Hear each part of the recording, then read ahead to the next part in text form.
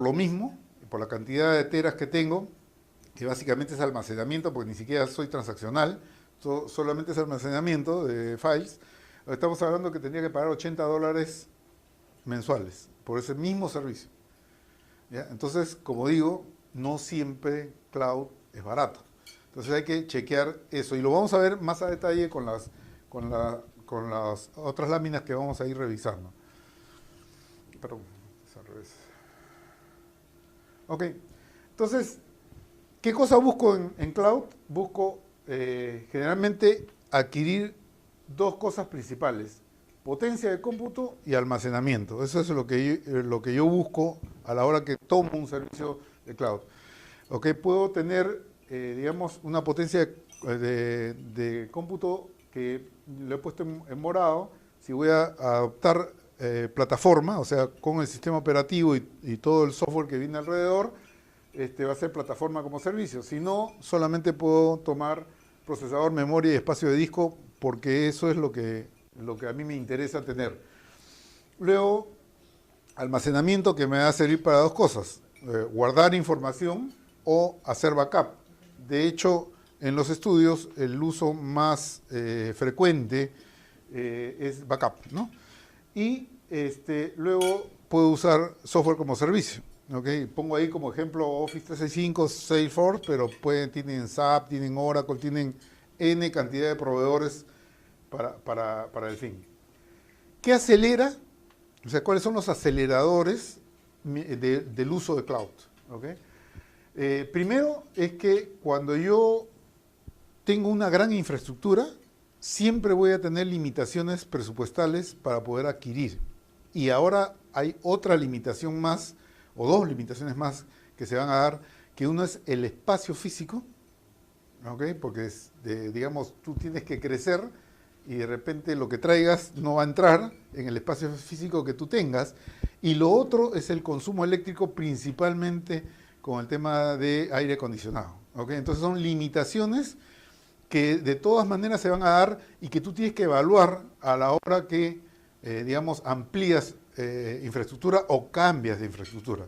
Lo cierto es que, digamos, si vas a cambiar infraestructura, los nuevos data centers no solamente tienen facilidades para disminuir todos estos consumos que hemos dado, incluyendo el espacio, sino que además tú puedes ahorrar electricidad porque ya están siendo diseñados así, pero siempre hay un límite, ¿ok? Y mientras más eficiente sea la infraestructura que voy a adquirir, más costosa va a ser. No solamente en cuanto a la adquisición, sino en cuanto al mantenimiento. Ambas cosas. Entonces ahí tenemos una... otra cosa es, oye, de repente necesito disminuir costos y irme a cloud para ciertas cosas me puede convenir, ¿no? Lo vamos a ver en el caso de éxito que voy a presentar. Luego, administrar mejor mis recursos, ¿no? O sea, de repente, si yo determinado tipo de procesos lo paso a cloud, hago que el tráfico interno de la compañía camine bastante bien, ¿okay? Dentro de la red, digamos, administrándola de mejor forma, ¿no?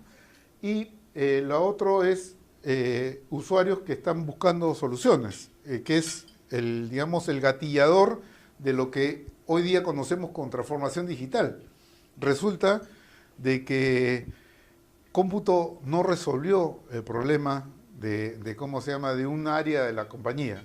Y esta área de la compañía terminó yendo a comprar una solución en nube y se saltó la verja totalmente. Y es más, el de sistemas ni siquiera tenía idea de que había alguien que está usando un servicio de terceros con información propia de la compañía. Se vulneró todo el tema de seguridad, etcétera, etcétera, etcétera.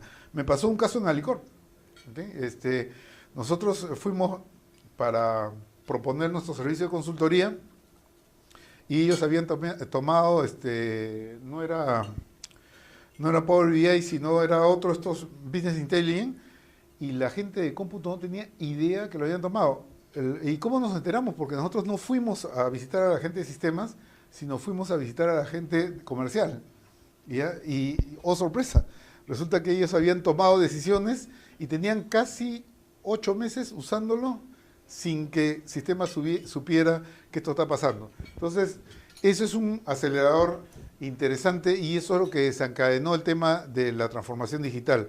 La transformación digital no es otra cosa sino la capacidad que tiene el usuario en conocimiento de tecnología que ha saltado, digamos, la verja del tema de sistemas. Entonces, la empresa tiene que ir a la par de lo que los usuarios están haciendo. No pasa en todas las empresas, obviamente, pero lo hay, ¿no? Fernando, Sí. en relación a esta situación del Shadow IT, Ajá. ¿cuáles son tus recomendaciones? Claro, ¿qué sucede? ¿Por qué sucede esto? ¿Cómo podemos evitar? ¿Cómo, digamos, los gerentes de TI, las empresas de tecnología, deberían estar atentas o cómo estar atentos? ¿Qué comentarios? Esa es una buena pregunta. Yo creo que a veces, no siempre, porque yo he visto también casos en los que, digamos, el área de tecnología está muy vinculada al quehacer diario de la empresa. El problema es que en muchas organizaciones el gerente de TI, y perdónenme la expresión, la he hecho varias veces, incluso acá, es un prendillapaga servidores, ¿ok? O sea, está preocupado en el corto plazo, está mirando que el virus no entre, que el sistema no se caiga, que la red camine, pero no está mirando el negocio. Y el problema es que no es solo del hombre de sistemas, es que fue educado de esa forma para, o sea, tenemos un problema de la academia, pero que se puede romper, se puede romper. Y eso depende ya del liderazgo, liderazgo de la alta dirección y liderazgo del propio hombre de sistemas que se haga visible y esté conversando con cada head de las áreas, conociendo cuáles son sus problemas y volverse hasta cómplice. A mí me pasó en una historia larga, nos llevaría una hora contarles, porque yo fui uno de los que cuando trabajaba en el Banco del Sur me salté la verja. Me salté la verja y cuando lo conozcan esa historia, si de repente va a ser una charla de experiencia, a pesar que los años es vigente, porque hoy día pasa, y pero fue porque la alta dirección se volvió cómplice conmigo de un tema. Yo no era hombre de sistemas, yo no he estudiado sistemas, para nada. Yo soy un hombre que aprendió sistemas leyendo y usando, autoaprendizaje. Y después, bueno, obviamente me nutrí de información de marcas, de proveedores, de consultores, etcétera, etcétera, ¿no? Pero fue así. Entonces, lo que me pasó a mí es lo que hoy día está pasando con los muchachos jóvenes que van y compran un Salesforce o van y se matriculan al Power BI y el hombre de sistemas no sabe qué cosa es lo que está pasando. La única forma de superar eso es estar mirando a cada head de cada área de la empresa y conversando y tomando nota y decirle, ¿te puedo o no te puedo resolver el problema? Si no lo puedo, ¿ok? Ver otro tipo de solución. Ya ahí me vuelvo cómplice, ¿ok? Claro, no existe un rol estratégico de TI que esté pegado al negocio. O sea, en esas empresas, no sé, obviamente no sé, pero o sea, muchas son personas que están en la parte operacional y no en la parte estratégica. No hay un rol dedicado, porque obviamente demanda mucho tiempo, mucho esfuerzo. Totalmente de acuerdo. Tú lo has escrito bastante bien. Lo que sí voy a tener que decirte una cosa, son más las que no tienen un rol estratégico que las que tienen un rol estratégico. Y la prueba la tienes en el mismo Common. O sea, la puedes probar, o sea, quienes participamos de Common tenemos una posición mucho más estratégica, pues los conozco a varios de ustedes, casi todos, ¿okay? Que los que, digamos, no están. Entonces la pregunta es, ¿y por qué Common no puede tener más afiliados? Porque no hay visión estratégica. ¿Okay? Están metidos en el bit and byte y no están mirando cómo gestionar información. Si miraran desde otra óptica, entonces las cosas serían diferentes, ¿no?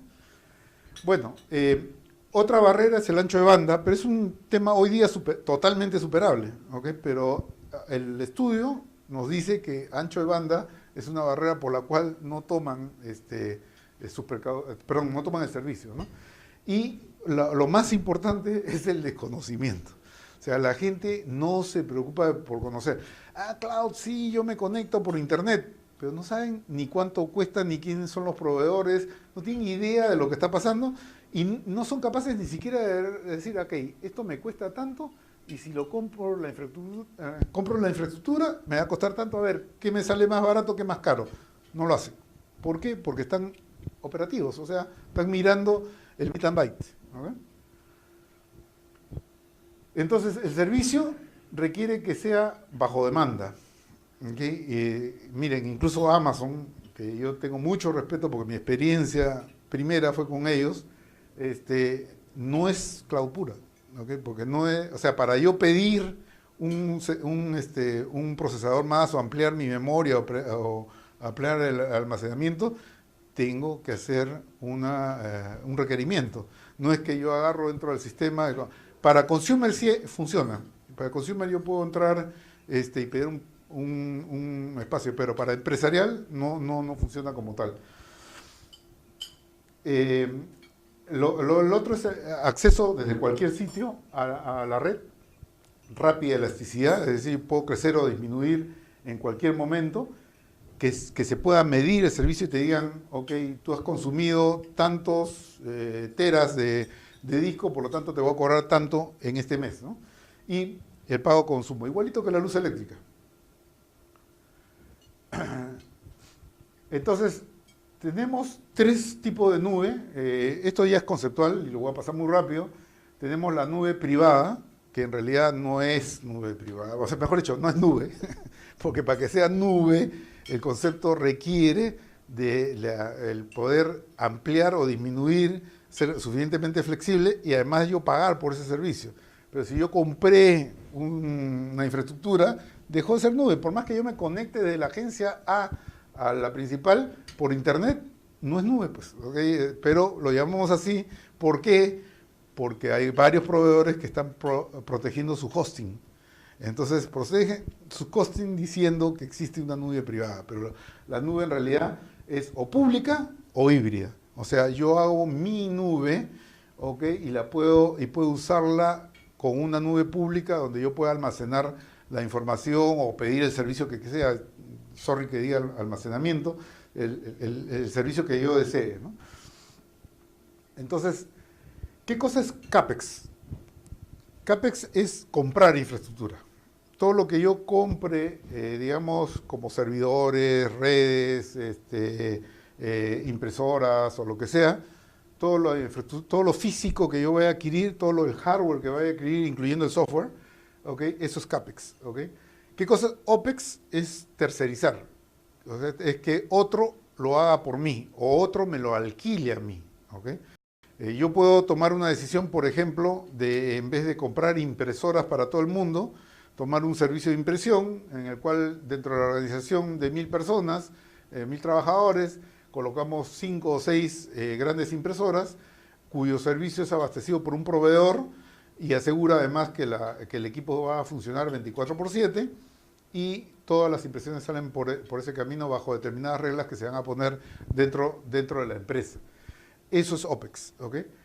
Y el costo total de propiedad, que es un concepto recontraantiguo, pero curiosamente muy poco medido, muy poco valuado por la gente. No sé, ahí no podría adelantar juicio, si podría ser por desconocimiento, por ignorancia o porque no quieren hacerlo, pues, ¿no? ¿Cuáles son los beneficios del CAPEX? Primero, que tienes la propiedad de los bienes. Sin embargo, vamos a ver que en los contras, esos bienes te traen un problema, ¿no? Tú puedes capitalizar el valor de los bienes, o sea, quiere decir que lo que yo compré forma parte del capital de mi empresa, ¿no? Y puedo usar esos bienes, dependiendo del tipo de bien, como garantía para algún tipo de financiamiento, ¿no? Y no estoy pensando solamente en computadoras o servidores, sino en general, CAPEX y OPEX aplica para cualquier bien. Puede ser vehículos, por ejemplo, o inmuebles, puede ser, ¿no? En el caso de OPEX, tenemos, digamos, como beneficios que no inmovilizas capital. ¿Okay? ¿Por qué? Porque no compré toda la infraestructura, sino lo que voy a hacer es pagar una mensualidad por el uso de esa infraestructura. Evito la depreciación. Así como a la hora que yo compro el bien en mi balance, eso se va a capital de la empresa, ¿ok? La depreciación se va a la utilidad, ¿ok? Y me disminuye la utilidad de la empresa. Entonces, cuando yo tengo un bien, siempre el bien va a producirme una pérdida por depreciación. Y ese es un tema importante, porque dependiendo del tipo de bien, la depreciación va a impactar más que otros. Por ejemplo, en cómputo la depreciación es 3 años. En inmuebles puede ser 10, 15 años. ¿Okay? Depende del tipo de inmueble, si es terreno, si es casa, si es edificio, etcétera, etcétera. Entonces, el impacto va a ser mayor en tanto el periodo de depreciación sea más corto. Permite concentrarme en la organización y en mi naturaleza del negocio. O sea, no me preocupo que ese bien diga, oye, ¿cómo hago para que funcione? Que si se cayó, que quién me da el mantenimiento, cosas por el estilo. Nada, yo tengo un contrato que me dice que eso va a funcionar 24/7 y no va a haber problema. No pago impuesto a la renta. ¿Okay?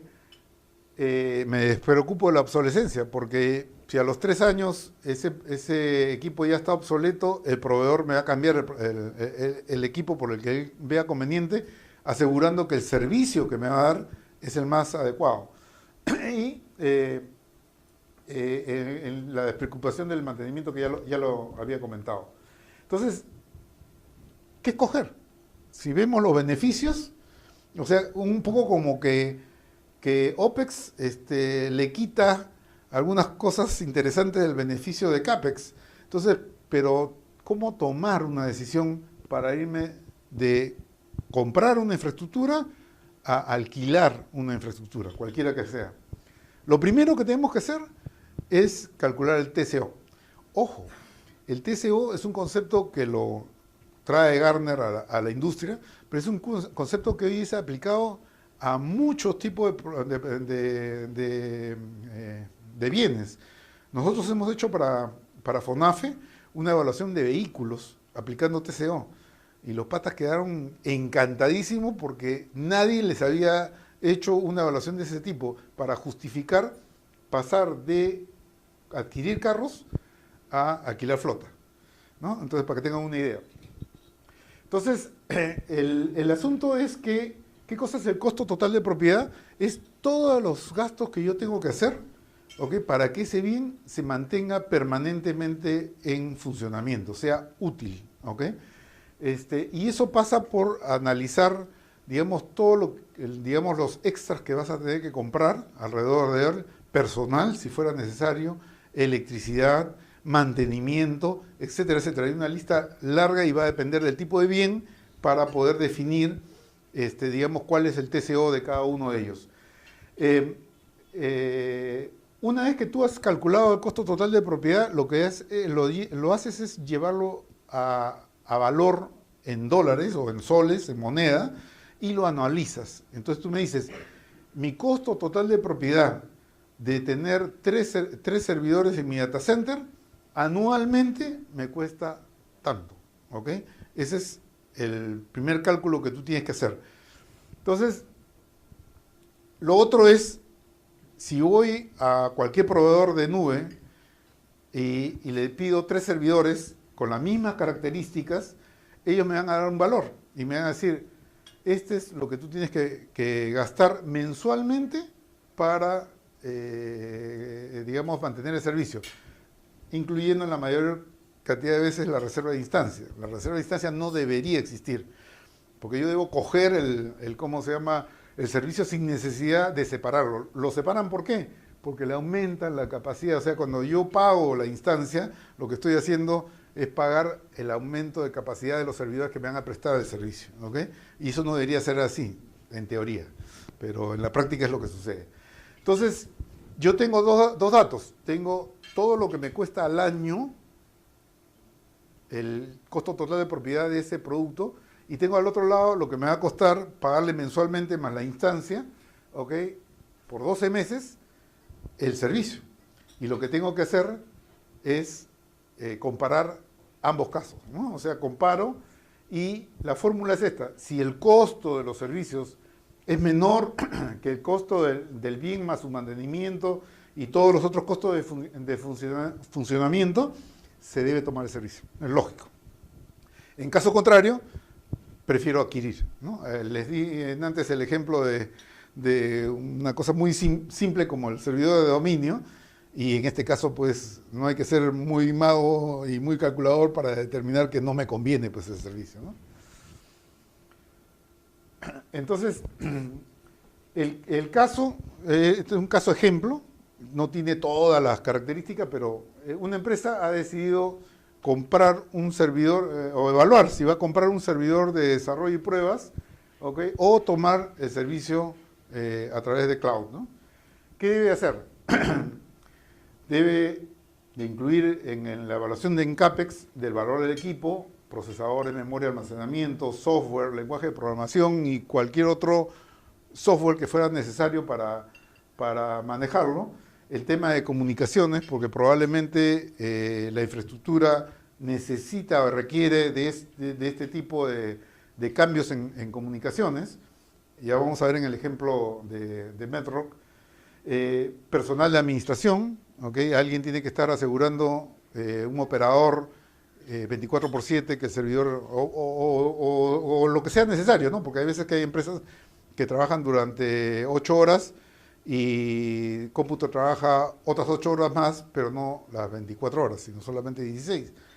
Se tomará la decisión y eso se va a evaluar en horas hombre.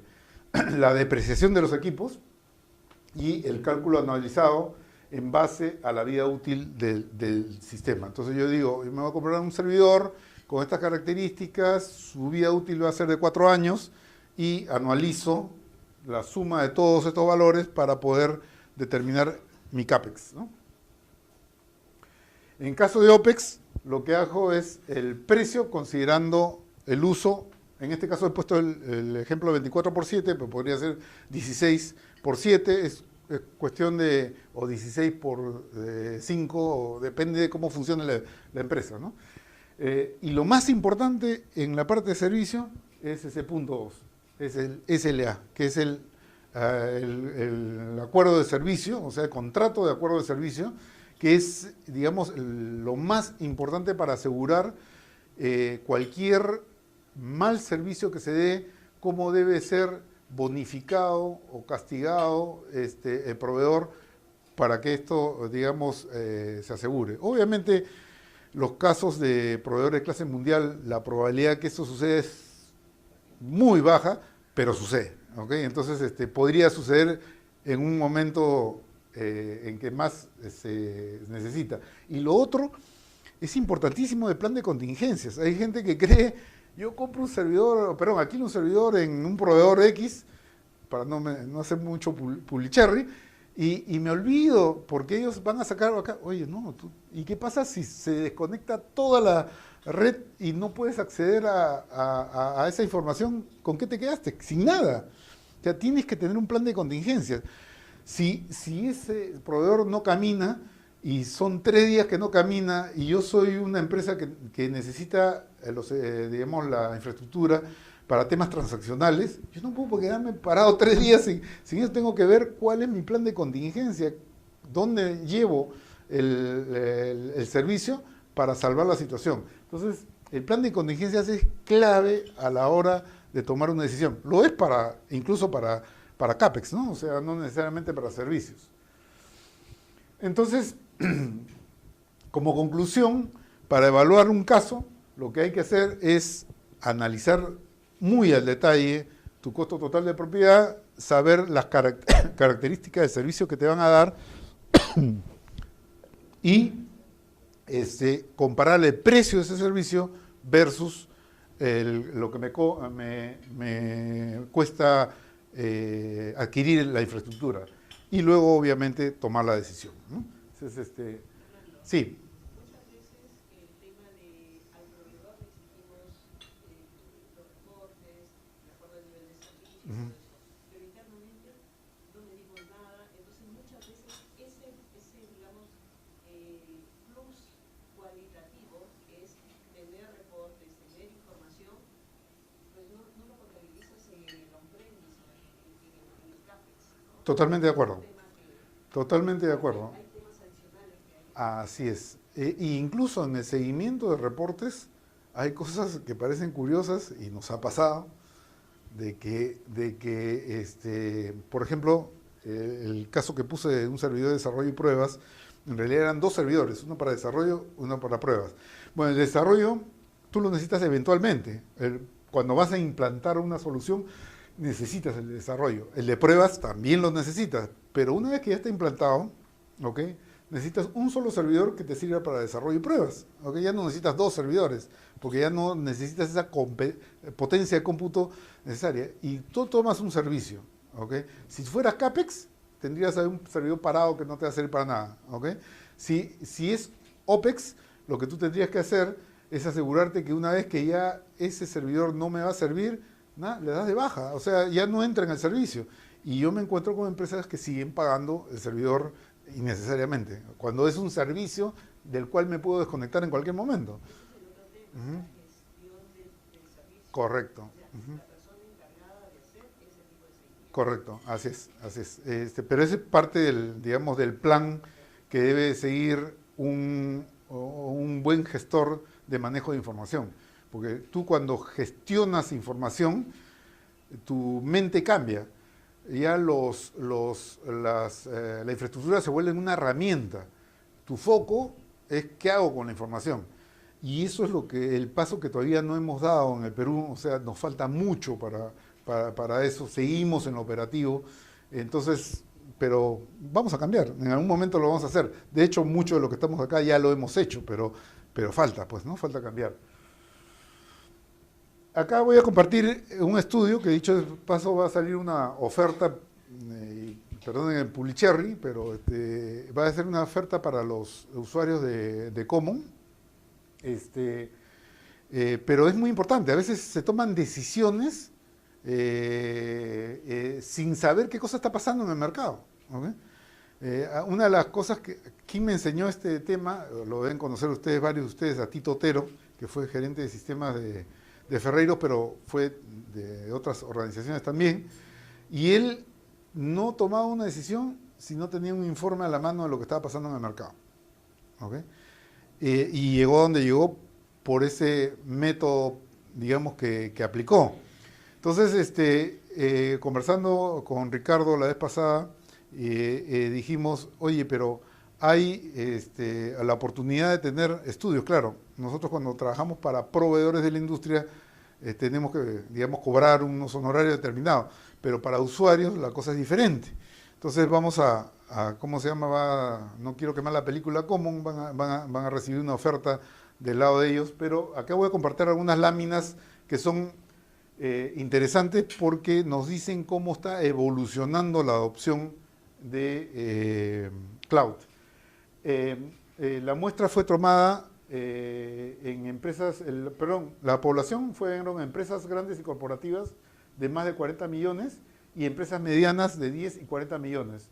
La muestra total fue de 377 empresas con un error muestral del 4.6%, o sea, por debajo del 5 estándar que hay. Y las respuestas también están separadas para mediana y para gran empresa, porque las decisiones no son necesariamente símiles en ambos segmentos de mercado, ¿no?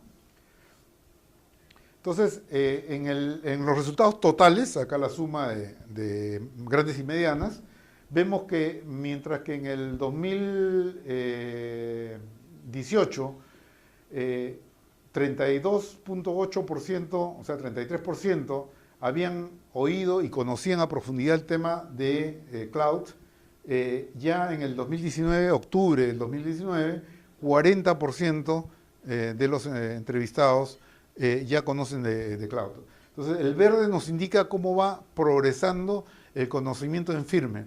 El plomo es un poco dudoso, ¿ok?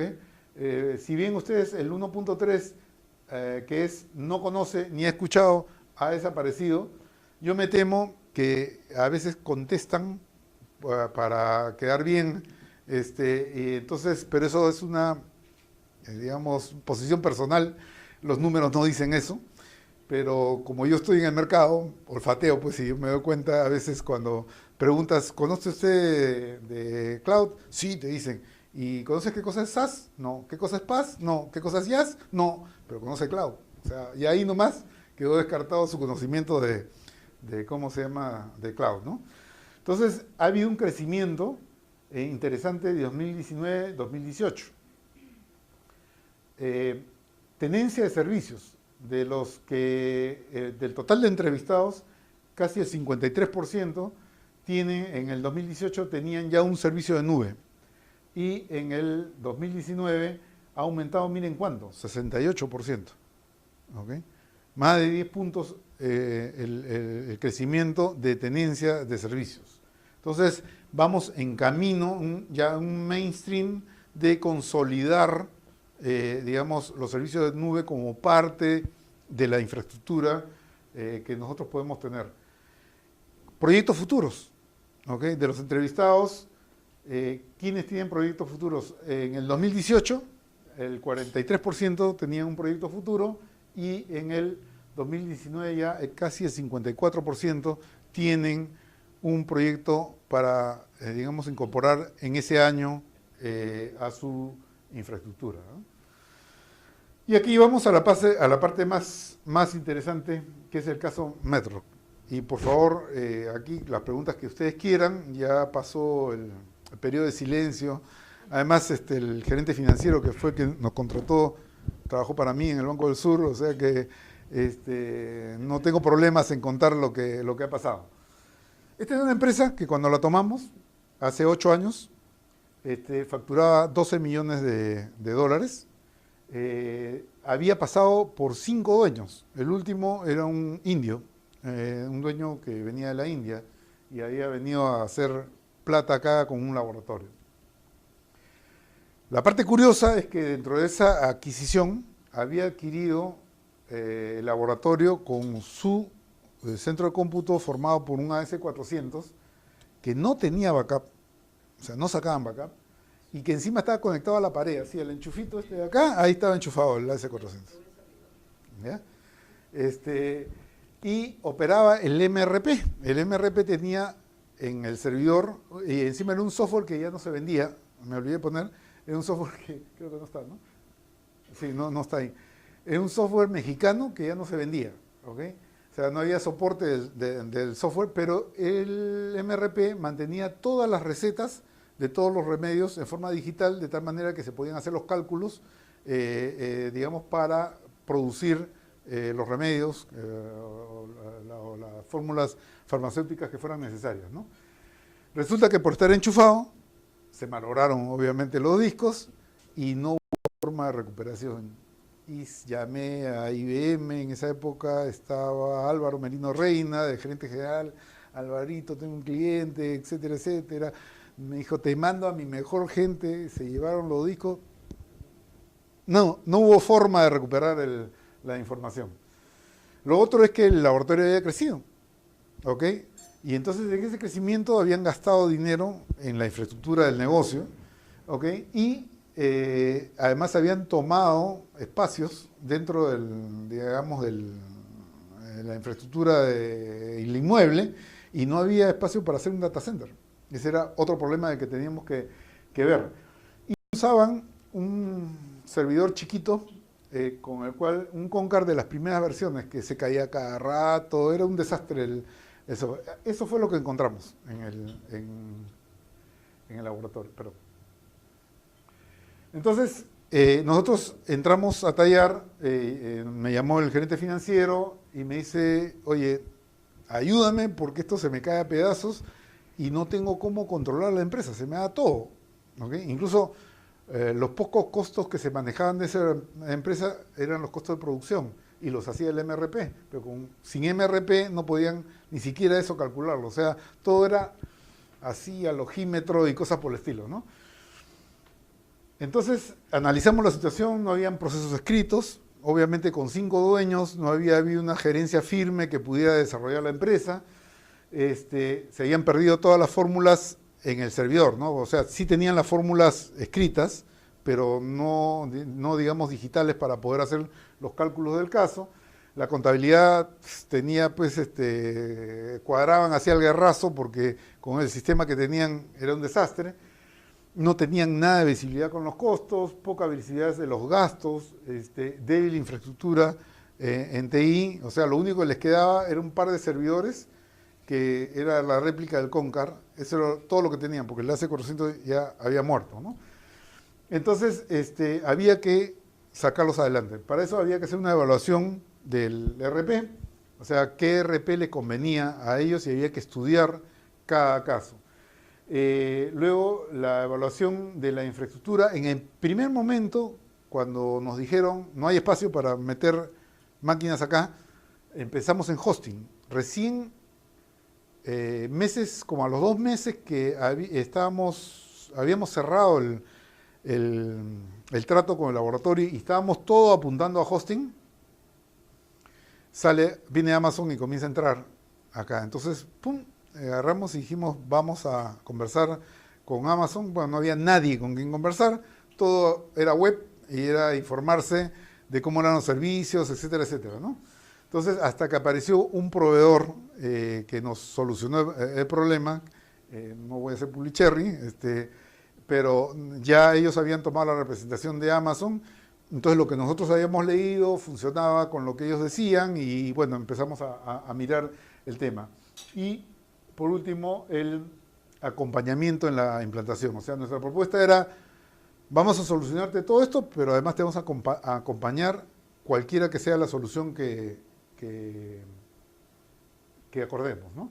Entonces, finalmente analizamos varias soluciones, Exactus, SAP, Oracle y Microsoft lo llamamos, como la empresa facturada 12 millones, no me interesan, ¿ok? SAP vinieron 2 proveedores y de Exactus el único proveedor que es BCTS. ¿Para qué? Exactus hizo una propuesta bastante buena, pero había un problema y eso requiere pues de investigación, o sea, de conocer las soluciones. El SAP es bastante usado en el medio farmacéutico, pero la clave de por qué era más usado, yo no la sabía. Tuve que documentarme para saberlo. Resulta que en el medio farmacéutico hay algo que le llaman el balance de masas, que es cuando yo como laboratorio compro insumos para la fabricación de un medicamento, pero el insumo no viene al 100% de calidad, viene al 95%, al 98%. El cálculo de balance de masas es cuánto debo de ponerle al medicamento, a la fórmula, para, digamos, superar esa deficiencia que tiene el insumo. Y el único software en el mundo, y hasta ahora lo hace, solo es SAP, ¿ok? Y obviamente ahora nos enfrentamos con el siguiente problema, costo, ¿ok? Porque para una empresa de 12 millones, de repente un Business One podía servir, por decir, o un Royal System o algo por el estilo, pero el problema era de que no tenía la funcionalidad. Entonces, ¿cómo hacíamos para que pudiera tener SAP? Entonces, parte del trabajo fue analizar los usuarios más claves que debían haber dentro de la organización para comprar el menor número de licencias y que a su vez el costo de la implantación fuera el más adecuado. Y de la oferta que hizo el otro proveedor de $1 millón, hicimos lo mismo por $500,000, ¿ok? Y se implantó, vine 8 años trabajando en forma perfecta. Más anécdotas. El proveedor, que no voy a decir el otro proveedor, tenemos 2 proveedores, uno de Amazon y el otro de ¿cómo se llama? El de SAP. Cuando le dijimos que lo íbamos a subir a la nube, se le pararon los pelos y dijeron, pero nos vamos a demorar 2 semanas cargando el software. Ya, por supuesto, nosotros nos habíamos documentado y lo único que tenías que hacer es comprar tus licencias, abrir Amazon, colocar tu número de licencia y ¡pac!, se abrían tus servidores de SAP sin ningún problema. Y ellos se quedaron así.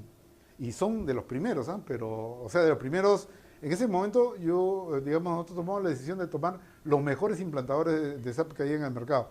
Y no sabían cómo usar en nube. Y y otra cosa importante es que tuvimos que tomar un on-premise, porque el SAP en nube, en el momento de la decisión, no estaba listo, ya estaba anunciado, pero tenía un problema, no tenía el balance de masas. ¿Okay? Entonces, la única forma era subir el on-premise y por eso ellos estaban locos pensando cómo ahora para cargar el sistema, ¿no? Porque ellos habían estado acostumbrados a trabajar en una infraestructura propia, ¿no? Entonces, eso es lo que ha decidido. Pero son anécdotas que uno le pasa en la, como dicen, en la trinchera, ¿no? No hay otra forma de gozarla. Sí. ¿Ah? Sobre el caballo, así es. Sí. Esto corrobora lo que dijiste al principio, Ajá. que a veces los consultores saben más que lo que el proveedor Sí, claro. quiera. Ajá. Sí, es cierto, es cierto, es cierto.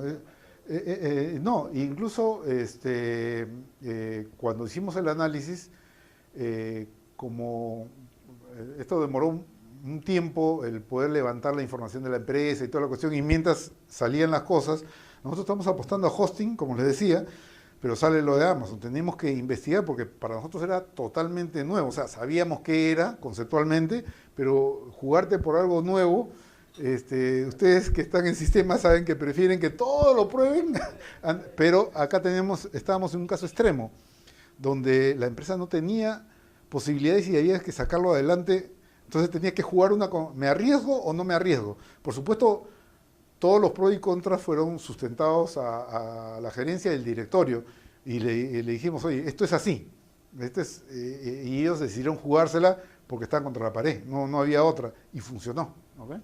Entonces, ¿qué aprendizajes, aparte de los que les he comentado, han habido? ¿Okay? Primero, que los key users deben estar preparados. Una de las cosas que nos encontramos es que la implantación del SAP era un side business para ellos. ¿Okay? O sea,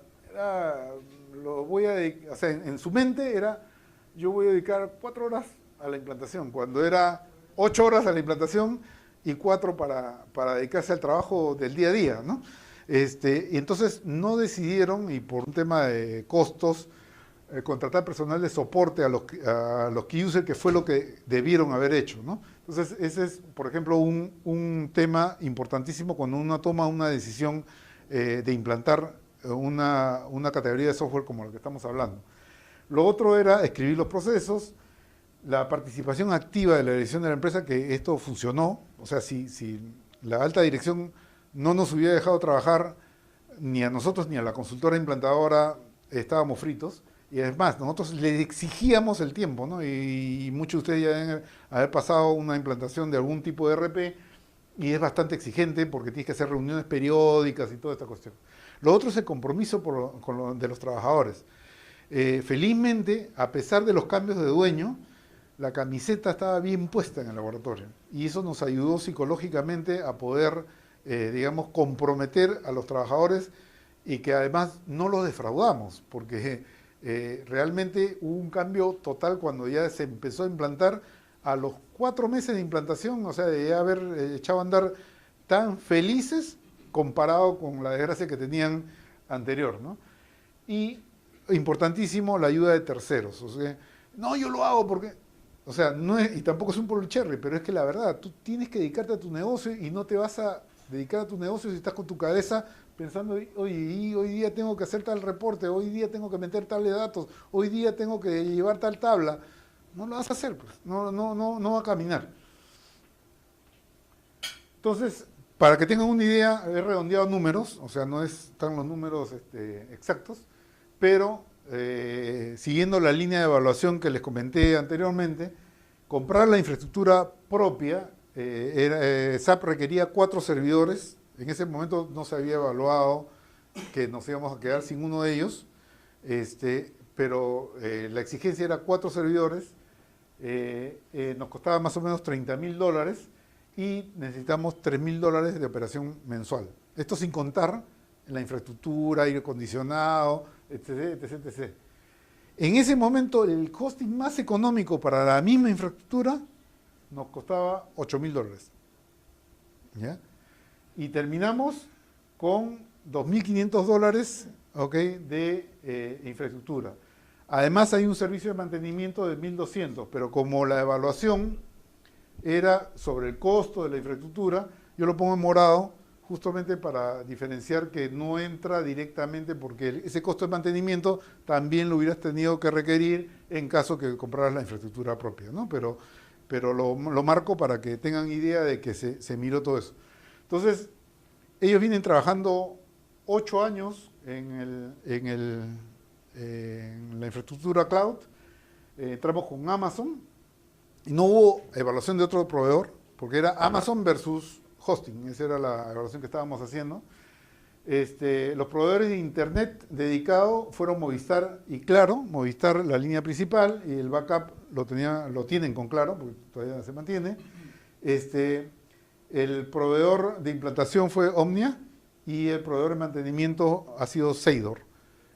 Backup, Amazon Espejado y en local dos servidores que todos los días bajan la data por si acaso algo pueda pasar con Amazon. Tan entusiasmado quedó el gerente financiero, que además las finanzas les encanta, que dijo, ¿y por qué no? Ya no voy a comprar computadoras, ahora lo quiero alquilar, hazme el cálculo del alquiler, le hicimos el trabajo y cambió toda la infraestructura de computadoras que ya estaban viejitas, dicho sea de paso, por PC alquiladas, que lo alquilaron a HP. Tienen más de 8 años operando y solamente había una caída de Amazon que fue al segundo año y fue un día sábado. Y el sábado no trabajaba el laboratorio. Entonces, o sea, la caída no se sintió. Esa fue la única vez que se cayó el sistema. Y al cierre del 2018 la empresa facturó 16 millones de dólares, para que tengan una idea que hubo un crecimiento desde que empezamos hasta la situación actual, ¿no? Creo que eso es todo. Eso es todo, amigos.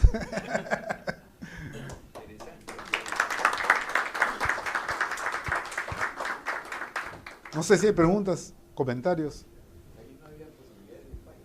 No había posibilidad de falla. Ahí, la verdad, nos la jugamos. Bueno, era digamos, en acuerdo con la empresa, ¿no? Ellos tampoco tenían mucho que escoger, no les quedaba otra, o lo hacían, no había, así es, no había mucho camino por escoger. Sí, porque imagínense, con hosting, $8,000 mensuales, sí iban a sentir la yaya. Y en esa época hubo una baja de márgenes de laboratorios, hubo una guerra por los medicamentos genéricos, y se tiraron al piso, o sea, realmente les cayó como cereza encima del pastel, ¿no? Funcionó perfecto, ¿no? Sí. Para las entidades financieras, que son las más duras con las cosas en la actual, ¿existe alguna restricción de ley de la data de los clientes, ponerla fuera? Ponerla fuera, sí, ¿ok? Pero no es la restricción. A ver, a veces se malinterpreta. Tú tienes que declarar que lo estás poniendo fuera y lo estás poniendo fuera bajo tales de condiciones. Eso es lo que tienes que hacer, ¿ok? A garantizar. Así es, ¿ok? Lo mismo pasa en otras empresas, no solamente financieras. Lo tienes también en empresas comerciales que te dicen, no, ¿y mis datos dónde van a tener? Y van a tener los datos de mi cliente, etcétera, etcétera. Sin embargo, hay casos que nos ha pasado que esa empresa usaba hosting. Y yo digo, oye, pero si tú estás usando hosting y ese hosting está fuera de tu empresa y tus datos están en otro, ¿verdad, no? ¿No? Es que no se dan cuenta. O sea, lamentablemente, y bueno, y no dejan de tener razón, el cuco en sistemas, cuando te enfrentas a algo nuevo, sí pues va a salir al toque, ¿no? Pero el llamado es a la reflexión. Oye, analízalo, dale vueltas. O sea, ¿qué tan riesgoso o no es esto, ¿no? Sí. El ancho de banda que contrataron en servicio para cuántos usuarios. Ahí sí me agarras. Bueno, perdón, te voy a dar el número de usuarios. Se contrató un ancho de banda de mayor capacidad. Empezaron con 28 usuarios, ese fue el inicio. Tengo entendido que ahora están cerca de los 40 usuarios. No recuerdo la cantidad, te mentiría, pero nunca ha habido problema con el internet. O sea, no se ha presentado un solo caso que yo haya conocido. Ahora, yo no tengo contacto con ellos desde el 2018, porque yo tengo información hasta el 2018, entonces no sé si en el 2019 eso podría haber cambiado, pero hasta el 2018 no habían problemas. Claro, bueno, sí y no, porque como ahora son tan ajustados con los costos, podría no estar funcionando y no llamar. Podría ser, sí. Dos comentarios. Uno, bueno, agradecer la charla. Nosotros hemos vivido una experiencia en Ibis Latin, una experiencia de salir de un hosting de IBM a un hosting en Amazon. Solamente como referencia, el costo es pasar de 24 a 6. Simplemente con esa diferencia. No necesariamente nube es lo más barato, pero sí prepara a las compañías para poder hacer rápidamente una transformación digital. O sea, diríamos, si uno no está en nube va a ser mucho más tortuoso y complicado el camino. Cierto. Que es parte también de lo que se menciona. Cierto. Y lo otro importante que también mencionó es que hay que probar. O sea, diríamos, este miedo se tiene que perder probando. Tal vez migrando a algo pequeño, hay temas de arquitectura, hay que revisar el software, etcétera, etcétera. Pero sí hay que probar. Nosotros probamos cambiando un IX de un RC6000 a Linux, con lo cual los costos se reducen significativamente. Comenzamos con IaaS. Creo yo que es el mejor camino comenzar con IaaS y después ir madurando y evolucionando hasta llegar a SaaS, que es un poco la reflexión también del manejo más sincero y transparente de los costos. Correcto. Pero hay que probar, o sea, diríamos, uno pierde el miedo hasta que lo prueba y realmente se da cuenta de los beneficios, ¿no? Totalmente cierto lo que tú comentas. Y es más, hay cosas que tú puedes probar sin mayor riesgo. Por ejemplo, archivos viejos, subirlos y desocupar tus discos y subir el almacenamiento, por ejemplo, es un caso.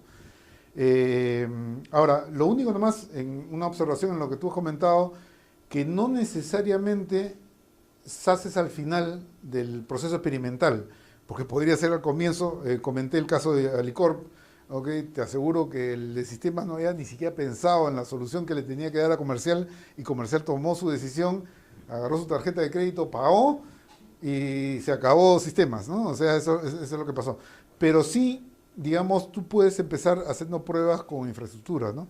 Por ejemplo, desarrollo o pruebas, en vez bueno, dependiendo de la infraestructura que tú tengas, en vez de, digamos, disminuirle la potencia a tu sistema, te lo llevas afuera, eso no, digamos, es neutro, no va a afectar nada tus resultados, haces tus pruebas, ves cómo camina, y es más, tienes una comunicación por internet, o sea, puedes hacer las pruebas, digamos, en remoto, y creo que es una forma, digamos, buena de poder ir experimentando.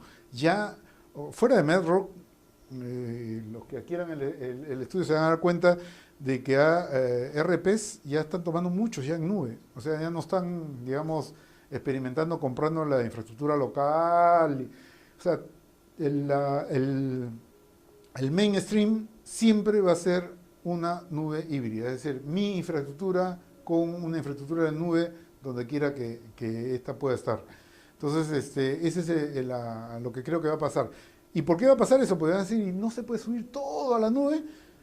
Yo te digo solamente un caso, el backup. O sea, si todo lo subes a la nube y no tienes backup en tierra, el riesgo de que un día pase algo hace que te quedes sin un solo dato, ¿no? Entonces, solamente eso me hace, digamos, colegir que la nube va a mantenerse híbrida siempre, ¿no? Esa es la figura. Buenos días. Queríamos pedirle un servicio. Hemos hecho una pequeña encuesta muy rápida, ¿no?, para medir los servicios y mejorar obviamente la atención a sus personas. Para ello, por favor, ingresen a esa página www.menti.com y le van a pedir un código, que es el que se encuentra ahí, 55999. Les voy a agradecer. Esta encuesta no debe demorar de 2 a 5 minutos. Pero no, gracias. Ahí la dejo con Mariela, que les va a guiar. Ahorita tú le guías. Sí, nada, no, solamente para despedirme, agradecer su presencia y bueno, a disposición de ustedes para lo que quieran. Muchas gracias a Common. Bueno, como les decía el señor Julio, esta es una encuesta en tiempo real que nos va a apoyar un poquito con con sus opiniones en relación a este evento. ¿Está bien? Gracias. La encuesta para ejecutarla tienen que entrar a esta dirección. ¿Qué es lo que trato? De que sea para el ABC, el coquito. Mentis.com, y se les va a presentar una pantalla con un cuadro en la que van a tener que ingresar este código 559619. Luego de que todos hayan ingresado a ese código, yo voy a empezar a pasar las láminas y ustedes van a seleccionar las opciones que ustedes crean convenientes. Me avisan cuando estén todos dentro de menti.com y hayan logrado insertar el código.